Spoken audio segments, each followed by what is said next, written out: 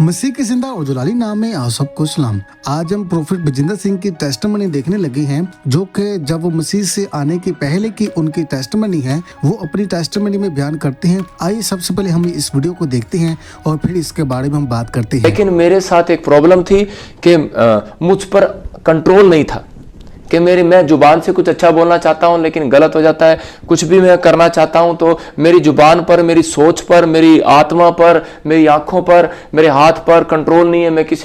मैं ज्यादातर मैं पाप कर रहा हूं। लेकिन उसी समय एक रात मुझे बड़ा एक गहरा सपना आया कि आज से कुछ दिन बाद तू मर जाएगा, और मैं बड़ा टूट गया। मैंने कहा शायद मैं मरने वाला हूं। लेकिन उसी समय मैंने बहुत सारे जगह जगह जाकर अपने हाथ दिखाए, बहुत कुछ किया, मैंने बहुत कुछ कराया, लेकिन वो मुझे शांति नहीं मिली। लेकिन वो मेरे सामने से मेन बात ये थी कि जब मैंने गोली मारी, जेल में चला गया, तो उसके बाद मेरे साथ क्या हुआ कि मैं जेल के अंदर एक लाइब्रेरी थी, मेरे याद आ रहा है, एक लाइब्रेरी थी, और उस लाइब्रेरी में हर एक धर्मशास्त्र की पुस्तक मिलती थी। तो मैंने देखा कि मेरे डैडी राधा स्वामी को मानते थे, मेरे डैडी हर एक धर्म को मानते थे, तो मैं भी। तो मैंने एक एक किताब उठाकर, मैंने कहा, वो रोज रात को मेरे सामने आती थी। तो वो रोज रात को मेरे सामने जब वो औरत आती थी, वो आदमी आता था, उसके चेहरा बड़ा भयानक था, तो मैं डर जाता था उससे। और मैं उसी समय मैंने एक किताब उठाई, मैंने हर एक धर्म की एक एक बार किताब उठाई, लेकिन वो मेरे सामने से नहीं जा रही है। मैं बड़ा शॉर्ट हो गया। मैंने कहा शायद कोई भगवान मेरी प्रार्थना को नहीं सुन रहा है। लेकिन मैं अपने आप को गिल्टी फील कर रहा था कि शायद मेरी अब कोई सुनने वाला नहीं है, मैं आज सुसाइड कर लूंगा।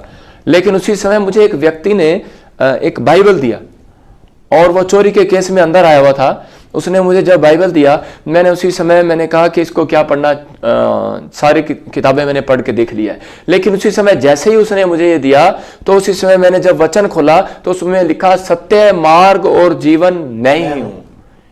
मैं उसको सोच नहीं पा रहा, समझ नहीं पा रहा, लेकिन मेरे सामने खुल रहा है। लेकिन उसी समय मुझे अखबार में मालूम पड़ा था कि मेरी हरकतों की वजह से, मेरे पाप की वजह से, मेरे ज़्यादा दुख देने की वजह से मेरे माँ बाप ने मुझे बेदखल कर दिया। तो मुझे बड़ा शॉक लगा। मैंने कहा मेरे माँ बाप ने मुझे बेदखल कर दिया, अब तो मैं ज़िंदगी में जीने का कोई इरादा मेरा बिल्कुल नहीं है।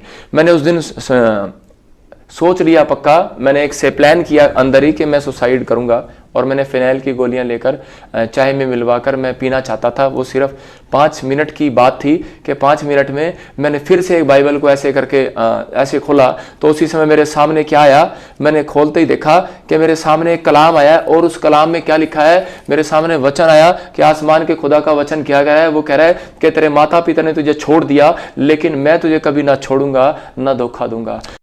तो जैसा कि आपने अभी प्रोफेट बजिंदर सिंह की टेस्टमनी को देखा कि उन्होंने बताया कि कैसे वो किस कदर मसीह में आए, वो किस तरह गुनाह में थे। वो हर एक चीज़ को अच्छा तो करना चाहते थे, लेकिन वो हमेशा बुरा ही करते थे। वो इस बात को सोचते तो थे कि मैं अच्छे काम को करूं, मैं बुरे कामों को छोड़ दूं, लेकिन उनसे ये काम छोटे ना जा रहे थे। प्रोफेट बजिंदर सिंह ने बताया कि इन्होंने बहुत सी मजहबी किताबों को पढ़ा।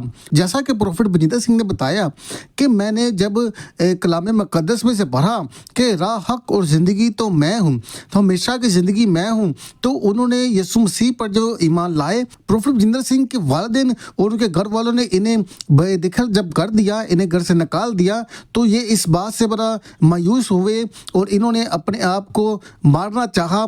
कलाम मुकद्दस की आयत आती हैं कि तुम्हारे माँ बाप और तुम्हारे हर कोई तुम्हें छोड़ देगा, लेकिन मैं तुम्हें कभी यतीम ना छोड़ूंगा, मैं हमेशा तुम्हारे साथ रहूंगा। यकीनन में अजीजों, खुदा यीशु मसीह हमारे साथ होते हैं, वो हमें जो वो हमारी मदद करते हैं, वो हमें जो वो कभी तनहा नहीं छोड़ते हैं।